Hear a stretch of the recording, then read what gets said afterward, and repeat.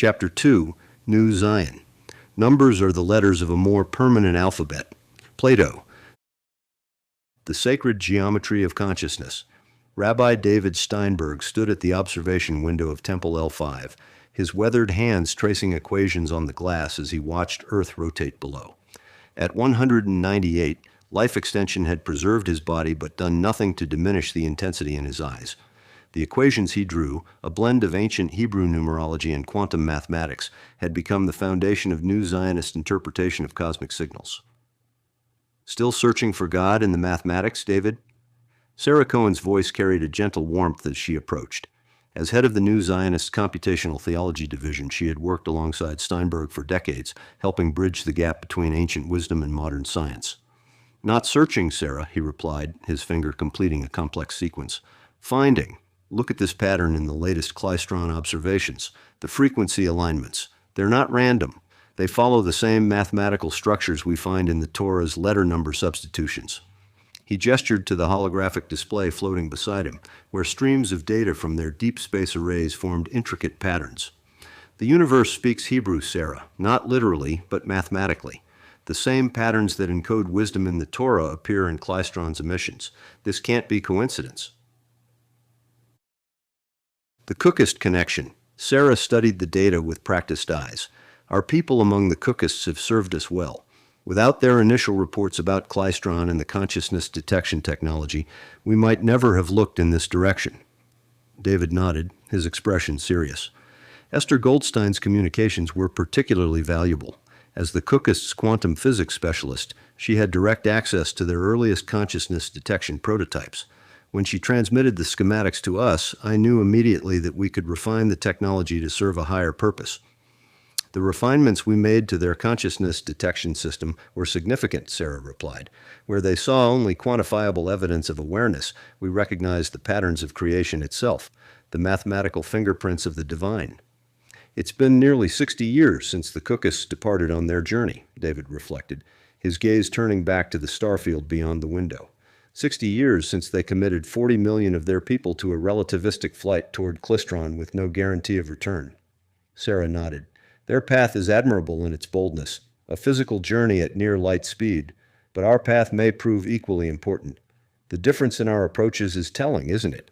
They travel physically across space while we reach out through light and consciousness. And yet, David said, both paths will converge. Their relativistic journey will deliver them to Klystron's frontier in 525 years, while our transmissions traveling at light speed will arrive at precisely the same moment. Two different approaches reaching the same destination simultaneously. Rachel Levinson entered the chamber, her practical leadership approach having guided the new Zionist colony since their exile from Earth over 3 centuries ago. Our quantum effect monitoring arrays are detecting new patterns in Klystron's emissions. The Council wants your assessment. David turned from the window. Another communication? Possibly, Rachel said. But this raises a more fundamental question. If these patterns are indeed messages, how should we respond? The Cookists are racing toward Klystron with their enhanced children. What is our path? Sarah's expression grew thoughtful. Our path has always been understanding, not conquest or colonization. If Klystron is communicating through mathematical structures that mirror our own sacred patterns, perhaps we should respond in kind. With what? David asked. A simple acknowledgement? Mathematical proofs to demonstrate our comprehension? Rachel's gaze was steady as she replied. Some on the council are suggesting something far more comprehensive. They believe we should transmit the entirety of human knowledge, our complete historical and technological record. Sarah looked startled. Everything, our entire legacy. That's what they're proposing, Rachel confirmed, but such a decision cannot be made by the council alone. If we're considering revealing humanity's collective wisdom to an entity we barely understand, every voice in New Zion must be heard. David nodded slowly. Because if we're wrong, if we've misinterpreted these patterns, then we'll be broadcasting humanity's entire legacy into space, Rachel finished. Every strength, every weakness, every secret we possess. The council has called for a colony-wide assembly to debate this proposal. Great Assembly. The announcement spread through Temple L5's communication networks, reaching every corner of their orbital home. Within hours, the colony's public forums were alive with debate. Engineers argued technical feasibilities while scholars debated theological implications. Young and old alike grappled with the magnitude of what they were considering. In the great assembly hall, David addressed the gathered thousands, his voice carrying to countless more watching through neural interfaces and personal communication devices. 3 centuries ago, we came to L5 not just as exiles, but as seekers. We believed that our ancient wisdom, our understanding of mathematical patterns in creation itself, would lead us to something profound. Now we stand at a crossroads. The holographic displays around him showed the patterns they'd detected, the correlations between ancient Hebrew mathematics and Klystron's emissions. As he spoke, the data danced in the air, telling its own story of discovery and possibility. We aren't just deciding whether to transmit information, he continued. We're deciding whether to trust in the patterns we've found, in the wisdom our ancestors preserved, in the possibility that the universe itself speaks a language we were meant to understand. The debate raged for days across New Zion's forums and gathering spaces. In the hydroponics sectors, farmers and biologists argued about revealing Earth's agricultural secrets. In the engineering halls, technicians debated the risk of sharing humanity's technological achievements. Every corner of the colony buzzed with discussion, prayer, and intense mathematical analysis. Sarah stood before a gathering in the Computational Theology Center, surrounded by holographic representations of their findings. The patterns we've detected aren't just similar to our sacred mathematics, they're fundamentally intertwined with them. Look here. She highlighted a sequence that pulsed with gentle blue light. This isn't just a signal, it's an invitation. An invitation that could doom humanity, countered Joshua Levy, one of their senior security analysts. If we broadcast everything we know, we're not just revealing our achievements. We're exposing every vulnerability, every weakness in our defenses. Or we're demonstrating trust, Rachel replied. Think about the message we've already received. These patterns, they're not just mathematical coincidences. They're proof that Klystron understands something fundamental about the relationship between numbers and reality itself. In Temple L5's main sanctuary, David led a special service combining prayer with mathematical analysis. Our ancestors understood that numbers weren't just tools for counting, he explained to the gathered congregation. They were windows into the divine. The gematria wasn't just a game of substitution. It was a way of recognizing patterns woven into creation itself. Revelation. Near the end of the week-long debates, Esther Goldstein herself arrived at Temple L5, having requested temporary leave from her position with the Cookists. Her presence caused a stir throughout the colony. She had been their most valuable source within the Cookist movement for decades. I've brought you something more, she told the assembled council, something the Cookists don't yet fully understand themselves. The holographic displays came alive with new data, a comprehensive analysis of Klystron's expansion patterns, consciousness signatures, and energy utilization across dozens of star systems. Their consciousness detection technology has evolved substantially, Esther explained, but they lack our perspective. They see the signatures as mere evidence of intelligence, while missing the deeper patterns. David studied the new data, his expression shifting from interest to awe. These aren't random expansion patterns, he whispered. Look at the mathematical relationships between these star systems. They follow the same proportions as the Temple of Solomon, the same sacred geometries described in ancient texts. The Cookists race toward Klystron, believing they can meet it as equals through biological evolution, Esther continued. But you've refined their consciousness detection into something far more profound. You can see what they cannot. That Klystron's patterns speak a language our ancestors would recognize, Sarah turned to Rachel. This changes everything. If Klystron's very structure mirrors our sacred mathematics, then communication isn't just possible, it's inevitable. The voting began 3 days later. Every adult member of New Zion's population of 50 million was eligible to participate. The question was simple but profound. Should they transmit humanity's complete knowledge toward Klystron? As the votes began flowing in, Rachel stood with David and Sarah in the council chamber, watching the results accumulate.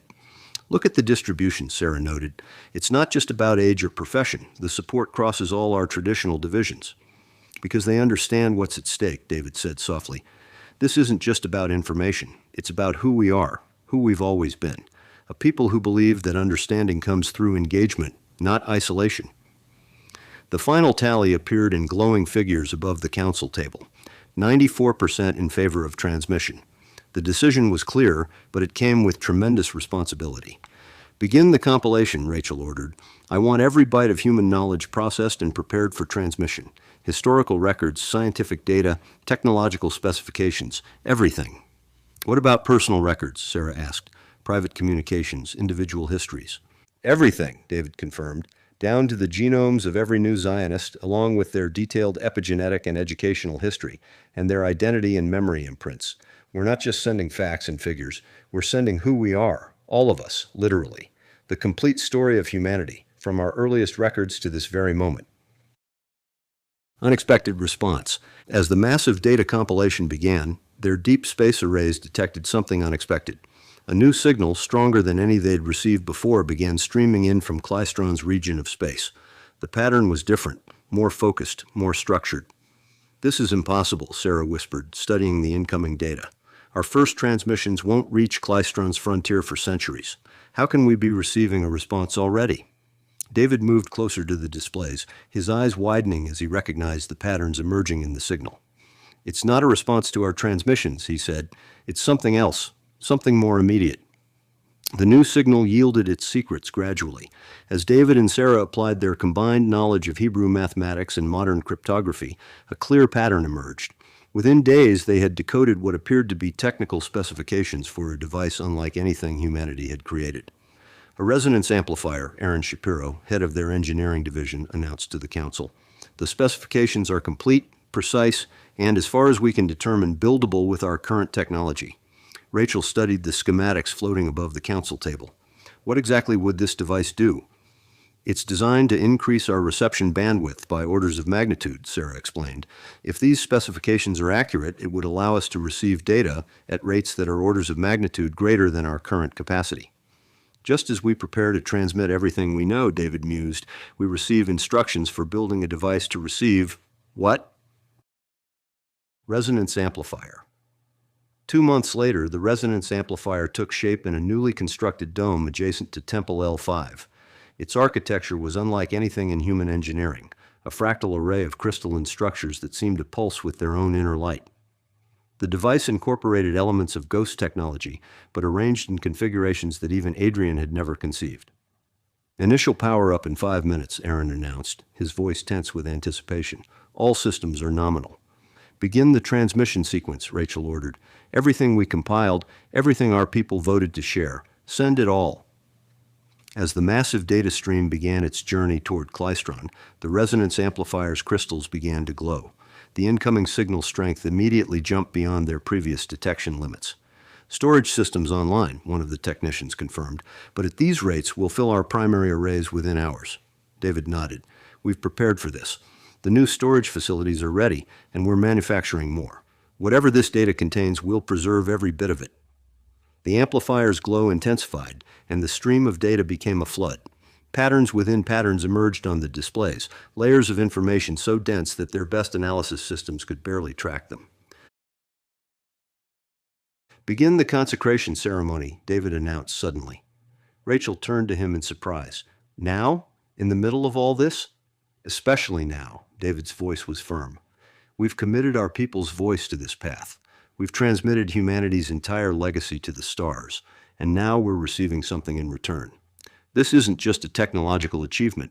It's a sacred trust. We'll treat it as such from the very beginning." Celestial exchange. As the ancient Hebrew prayers filled the dome, the amplifier's crystals pulsed in strange synchronicity. The new Zionist community gathered, watching in awe as their most ancient traditions merged with something entirely new. Hours turned into days, then weeks. The data never stopped flowing. The colony transformed around the amplifier, dedicating more and more resources to storing and protecting the mysterious stream of information. They knew they might not live to understand what they were receiving, but they were certain of one thing. They had been chosen for this task, and they would not fail in their sacred duty. "We've taken the first step," David said softly, watching Earth's eternal dance below their colony. "Our people voted to share everything we are with the cosmos. Now we receive something in return.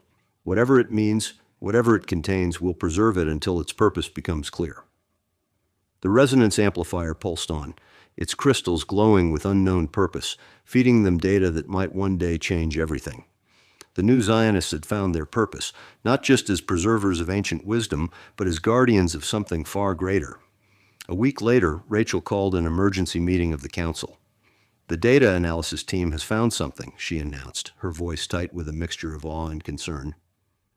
Embedded within the incoming stream are what appear to be specific instructions, code that's meant to be executed on our systems.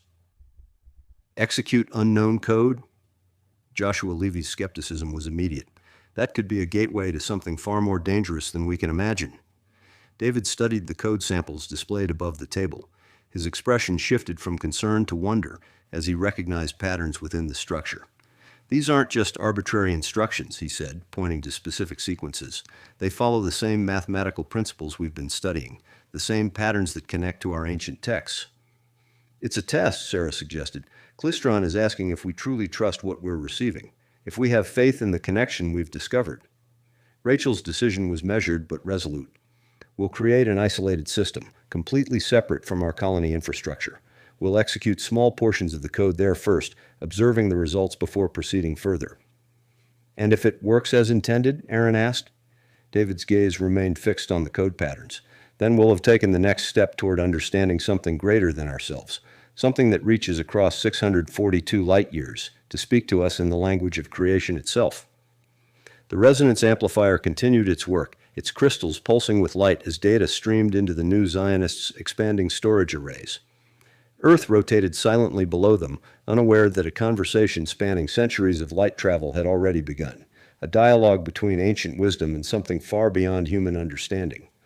According to our calculations, Sarah noted, studying the trajectory data, if our response is sent immediately, it will reach Klystron's expanding frontier at precisely the same moment the Cookist caravan arrives from their relativistic journey, 525 years from now. David nodded slowly. A convergence, different paths, approaching from different directions, arriving simultaneously. Perhaps that's part of the design, multiple facets of humanity reaching out in their own ways, together. The amplifier's crystals pulsed once more, their light seeming to reach toward the distant stars. The new Zionists had made their choice. Whatever waited at the end of this celestial exchange, they would face it with faith in both their ancient wisdom and the new understanding unfolding before them. Paths to Mars. Among the council members gathered that day was Miriam Ben-Gurion, whose family had helped shape New Zion since its founding. In the quiet after the meeting, she approached Rachel with a question that had been growing in her mind. "We've committed ourselves to this cosmic dialogue," she said, watching the amplifier's glow reflect across the chamber. "But have we forgotten our responsibility to build bridges closer to home?" Rachel studied her thoughtfully. "You're thinking of the Martian Initiative," Miriam nodded. "The Palestinians have submitted their application to settle on Mars. So have we. For centuries, our peoples fought over a tiny strip of land, and we were both expelled from that land because we could not agree on its disposition. Now, in this vast cosmos, we still can't imagine sharing a world." David, overhearing, joined them. "The old wounds run deep," he said, "but perhaps that's precisely why we should consider it. If we can reach across 642 light years to an alien intelligence, surely we can reach across the divide that separates us from our closest neighbors." "A joint application would be unprecedented," Rachel mused, "but it would demonstrate something powerful about what humanity can become." As they spoke, the resonance amplifier pulsed with a new intensity, as if responding to their words. Sarah, monitoring the incoming data nearby, called them over. "Look at this," she said, highlighting a sequence in the stream. "This pattern, it appears repeatedly in the transmission. It's the mathematical expression of union, of separate elements forming a greater whole." David studied it, his expression thoughtful. "As above, so below," he murmured. "Perhaps as we reach toward the stars, we're meant to heal the divisions that have defined us." The conversation planted a seed that would, in time, lead to one of New Zion's most revolutionary decisions, a joint settlement with the Palestinian diaspora on Mars, creating a model of coexistence that would influence human expansion throughout the solar system. The resonance amplifier continued its rhythmic, pulsing, streaming knowledge across impossible distances, and as the new Zionists preserved and analyzed this celestial transmission, they began to understand that their role wasn't just to receive wisdom from beyond the stars, but to demonstrate wisdom in how they lived among them. The cosmos had called, and they had answered. Now they would show what humanity could become when guided by both ancient wisdom and cosmic perspective, a light among the stars, illuminating paths not just outward, but toward each other.